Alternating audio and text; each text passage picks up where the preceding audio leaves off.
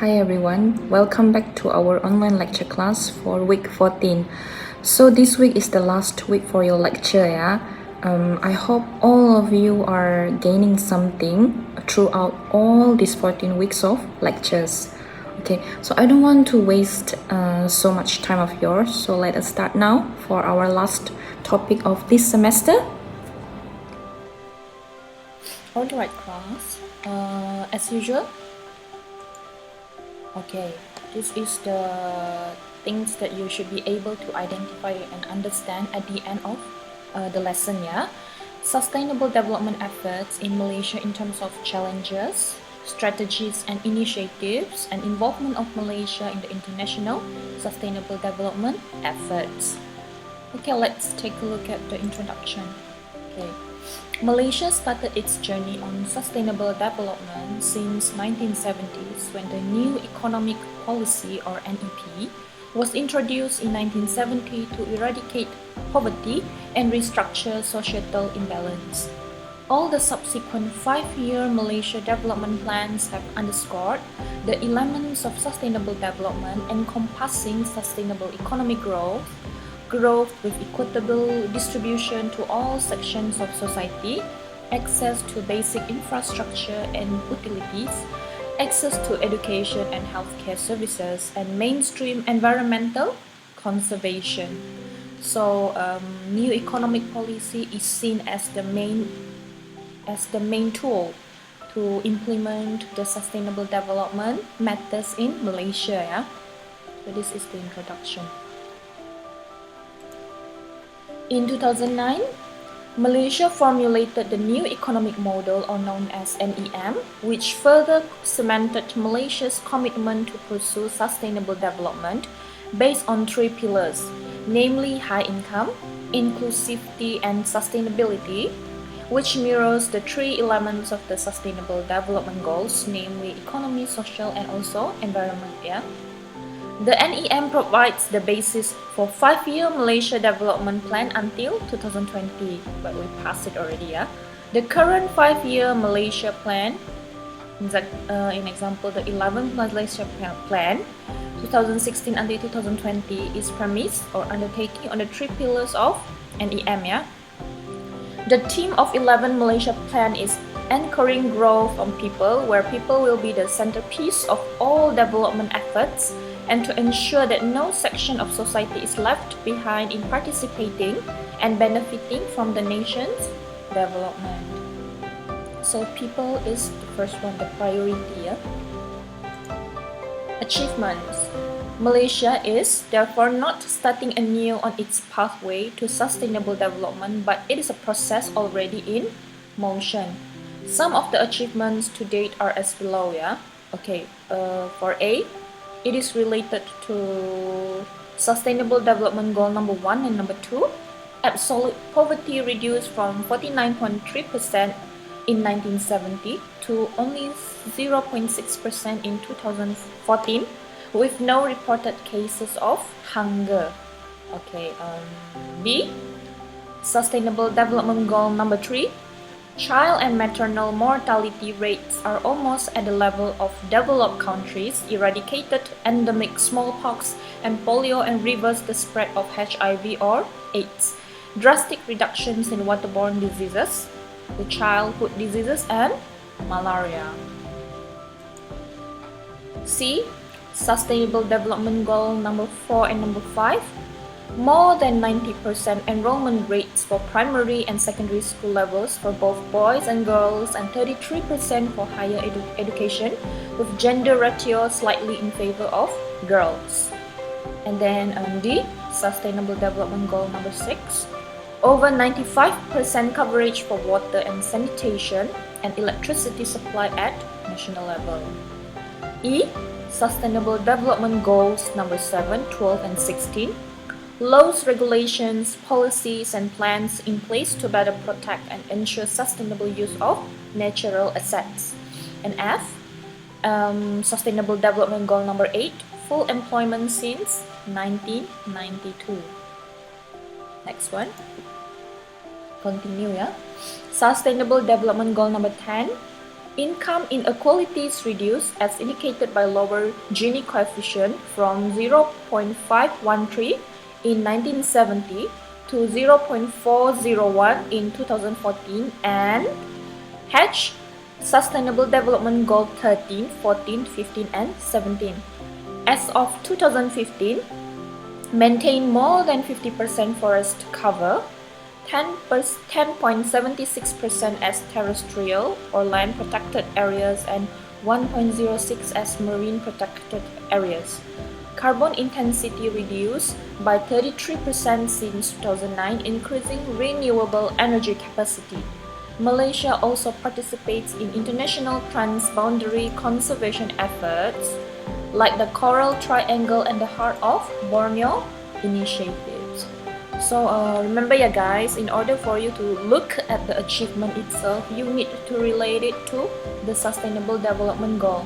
No matter in which number the goal is, if you want to look at the achievement itself, you need to relate it to the goal, yeah?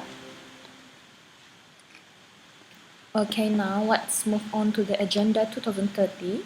Okay, so the Agenda 2030 increases the resolve to pursue the journey on sustainable development more aggressively. Thus, Malaysia has aligned Sustainable Development Goal principles with the 11 Malaysia Plan, which will entrench or establish sustainable development goals in all facets of Malaysia's development. The Honorable Prime Minister of Malaysia, Datuk Seri Muhammad Najib Tun Abdul Razak, the previous Prime Minister, made his commitment during United Nations General Assembly in 2015 that Malaysia will adopt the 2030 Agenda for Sustainable Development and its implementation. Continue. To embrace and implement the 17 Sustainable Development Goals in a systematic and measurable manner, Malaysia has taken the following initiatives. The first one, establish a multi-stakeholder participatory governance structure. Secondly, held 2 national Sustainable Development Goals symposiums to promote participation of stakeholders. Thirdly, conducted studies on data readiness and gap analysis. Fourthly, undertaken a mapping exercise involving non-government and civil society organizations and the private sector to align sustainable development goals with the 11 Malaysia Plan initiatives. And fifthly, establish a national sustainable development goal roadmap to guide implementation of Agenda 2030 and the Sustainable Development Goals. Moving forward, next steps to be taken include: the first one, localizing sustainable development goals at subnational levels by replicating the national multi-stakeholder governance structure at state levels. Means the national kind of structure is to be applied in state level as well. Yeah. Mobilizing resources and funding through partnerships, in example, crowdsourcing, social entrepreneurship, CSR programs, support and funding from international sources, and strengthening data readiness and filling data gaps to develop a comprehensive data set for Sustainable Development Goal implementation. Okay, let's take a look at challenges of sustainable development in Malaysia. Okay. Number 1, lack of exposure on sustainable development. Only half of Malaysian citizens are aware of the government's goals and vision on sustainable development. Yeah. Number 2, the implementation challenges. The sustainable development goals involve everybody. It will take time, especially in terms of the attitude and habits of people. Yeah. Number 3, reckless consumption habit. Malaysians could do more to abate climate change and help the country's deteriorating environmental condition by being more prudent in using energy and natural resources, particularly water. Yeah? Number 4, shrinking forested areas to form water catchment. Number 5, river pollution by chemical and poorly treated wastewater. This is a very common case in Malaysia. Yeah? Number 6, The declining numbers of endangered wildlife like the Malayan tiger. Number 7, the impact of climate change on Malaysia economy. Southeast Asia, including Malaysia, is projected to experience the largest impact on economic growth if the world were to increase in temperature by just 1.5 degrees Celsius between 2030 and 2052. Number 8, sea levels still continuing to rise. Globally, 10 million fewer people will be exposed. Okay. So challenges of sustainable development that involves main pressures threatened in Malaysia. So the points are land use change, pollution, and introduction of exotic species, which may lead to be future unsustainability. Yeah? Okay, class, let's take a look at strategies and initiatives of sustainable development in Malaysia. So, among other strategies and initiatives taken are the first one, Malaysia Quality of Life Index or MQLI, Malaysia Urban Quality of Life MUQL, Compendium or Compilation of Environment Statistics, Malaysian Urban Indicator Network or MUNINET, Malaysia Sustainable Development Approaches at State Level, and also Green Building Index or GBI. Yeah? Okay, let's take a look or explore the first one first, which is Malaysia Quality of Life Index. So MQLI is an assessment approach that has been developed by the Economic Planning Unit of the Prime Minister in 1999. MQLI was updated in 2004 and has encompassed 14 rubrics, namely number 1, Air Quality Index, number 2, Deforestation, number 3, Clean Water Index, number 4, Income, number 5, Working Life, number 6, Transportation and Communication, number 7, Health. Next one, number 8, Education, number 9, Housing, number 10, Environment, 11, Family Life, 12, Social Participation, 13, Public Safety, and 14, Culture and Leisure. So all of these 14 rubrics are the indicators that show the level of quality of life in Malaysia. Yeah? And then number 2, Malaysia Urban Quality of Life or MUQL. This MUQL tool is developed by the Economic Planning Unit of the Prime Minister in 2002. MUQL is similar to MQLI, but its focus is mostly on 4 major Malaysia cities. This approach has 19 indicators and 14 rubrics. These assessment approaches functions in city level. Yeah? So this approach has 19 indicators and 14 rubrics, namely, so these are all the rubrics. First one, income, working life, transportation and communication, health, education, housing, environment, family life, community participation, public safety, culture and leisure, urban service, river quality index, and also solid waste per capita.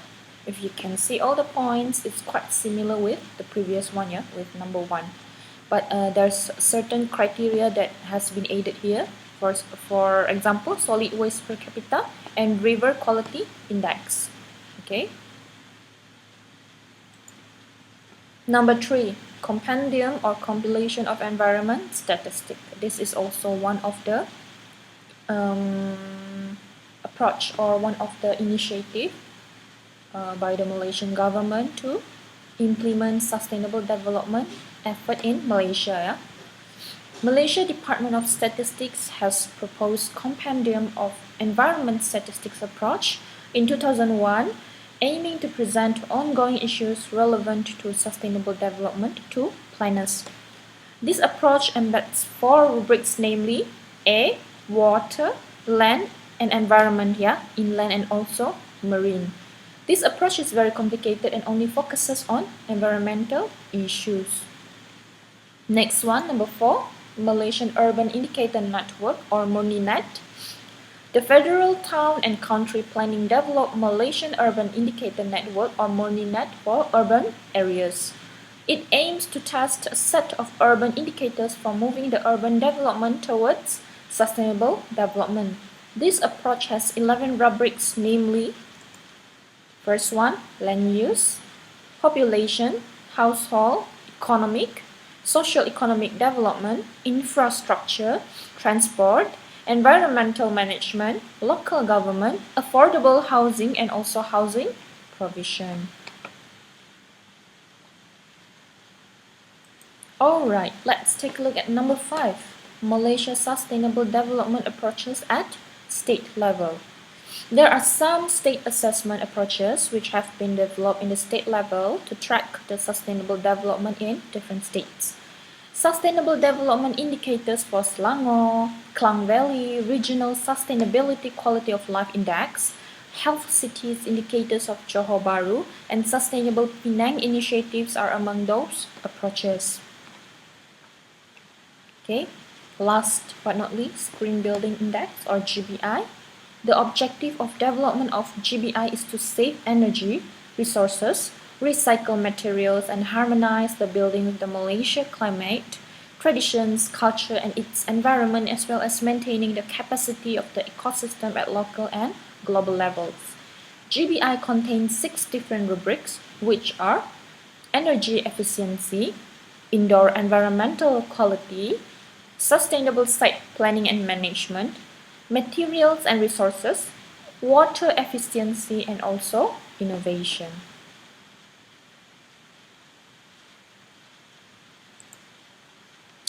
GBI as Malaysia building industry recognizes that sustainable assessment approach as an influential medium to promote sustainable development in the built environment. It aims to raise awareness among developers, architects, engineers, planners, designers, as well as public and contractors regarding sustainable development issues. Okay, this is by Green Building Index Sendirian Berhad in 2009. Okay, so for each of the initiative, okay, each of the strategy and initiative over here, okay, there are 6. Please remember that there are certain rubrics that is used to evaluate the situation of sustainable development in Malaysia. Yeah, so if you can, please remember and memorize all the rubrics related to each strategy and initiative shown here. Yeah.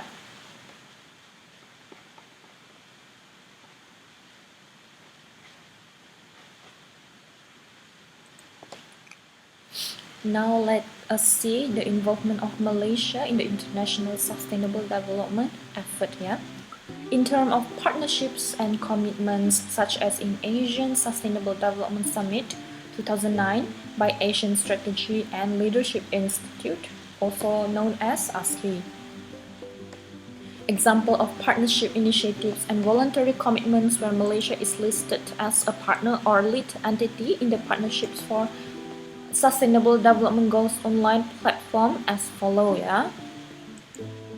Okay, so we have four cases here. So the first one is Coral Triangle Initiative. The Coral Triangle Initiative on Coral Reefs, Fisheries and Food Security CTI-CFF is a multilateral partnership of 6 countries working together to sustain extraordinary marine and coastal resources by addressing crucial issues such as food security, climate change, and also marine biodiversity. Spanning only 1.6% of the planet's oceans, the Coral Triangle region is home to the highest coral diversity in the world, with 600 corals or 76% of the world's known coral species. The CTI-CFF is a multilateral partnership between the governments of Indonesia, Malaysia, Papua New Guinea, Philippines, Solomon Islands, and also Timor-Leste, the CT6. Yeah? The CTI-CFF seeks to address both poverty reduction through economic development, food security, sustainable livelihoods for coastal communities, and biodiversity conservation through the protection of species, habitats, and ecosystems. Okay. Partners: Indonesia, Malaysia, Papua New Guinea, Philippines, Solomon Islands, and Timor-Leste with USAID, Australia government, Department of Sustainability, Environment, Water, Population and Communities, ADB, GEF, Conservation International, the Nature Conservancy, and the Worldwide Fund for Nature. Yeah. So the related Sustainable Development Goals and targets are goal number 2, goal number 13, and goal number 14. Yeah. Okay, let's take a look at the next case, number 2, or the next effort. Okay, enhancing South-to-South cooperation for capacity building in science towards economic resilience to natural shocks in the Pacific and Southeast Asia. This is the second effort, yeah? The government of Malaysia and the United Nations for Education, Sciences, Culture and Communications Organization, or UNESCO, signed a Memorandum of Understanding, or MOU, on 15 November 2011 under the Malaysia-UNESCO cooperation. The establishment of Malaysian Cooperative Trust Fund, which will contribute to enhance South-to-South cooperation for capacity building in education and science for the benefit of the least developed countries, LDC, small island states in Asia and the Pacific, and in support of the Priority Africa Agenda of UNESCO. The project will focus on loss and damage in the agriculture and tourism sectors of the selected LDCs or SIDS in the Pacific and Southeast Asia. Yeah? So these are all the partners. You can read it on your own. Next one, effort number 3, IHO, Hydrographic Capacity Building Program for Coastal States by International Hydrographic Organization, or IHO, yeah, Intergovernmental Organization. The IHO Capacity Building Program seeks to assess and advise on how countries can best meet their international obligations and serve their own best interests by providing appropriate hydrographic and nautical charting services. Okay, so the partners are International Hydrographic Organization, or IGO, 87 IHO member states, governments, International Maritime Organization, including the United Nations, yeah, World Meteorological Organization, also under UN, International Association of Marine Aids to Navigation and Lighthouse Authorities, which is an NGO. Yeah? Such services directly support safety of navigation, safety of life at sea, efficiency transportation, and the wider use of the seas and oceans in a sustainable way, including the protection of the marine environment, coastal zone management, fishing, marine resource exploration and exploitation, maritime boundary delimitation, maritime defense and security, and ocean disaster management and mitigation. This commitment will also increase the economic benefits available to small islands, developing states, and least developed countries through sustainable management of such things as fisheries, aquaculture, and tourism. Okay. Sustainable Development Goal number 14, Life Below Water Targets, is covered, yeah? Okay, last but not least, effort number 4, promoting South-to-South cooperation through climate change education in Asia-Pacific small island developing states. This partnership aims to enhance regional cooperation on sustainability challenges by leveraging the resources and expertise of UNESCO and the Malaysian Higher Education Leadership Academy to build the capacity of teacher training institutions in small island Pacific states to deliver locally relevant climate change education, or CCE. Yeah? This is all about climate change education. Yeah? The partnership will build upon prior and ongoing initiatives in CCE in Asia-Pacific states, with the ultimate goal of upstreaming CCE approaches and materials to pre- and in-service training provided through MOEs. Yeah? Okay, so these are all the partners. You can read it on your own. And the Sustainable Development Goal target is to achieve goal number 13, yeah, climate action. So the conclusion, we have come to an end of the last topic for this semester. Okay, so Malaysia can and should be ambitious with the goals and targets for the Sustainable Development Goals. We have demonstrated that we can set and achieve higher targets through sustained and systematic effort. Malaysia has in place the implementing mechanism for the Sustainable Development Goals with Sustainable Development Initiative aligned with the 11 MP. The implementation will be relatively smooth process. The National Sustainable Development Goal Roadmap sets out the priorities and plan of action for implementation. Alright guys, that's all for today. I hope you enjoy everything, okay, throughout the whole semester. And then as usual, please take care of yourself, please stay safe, study hard, but also study smart. And then good luck and all the best for your final exams, yeah. Okay, bye.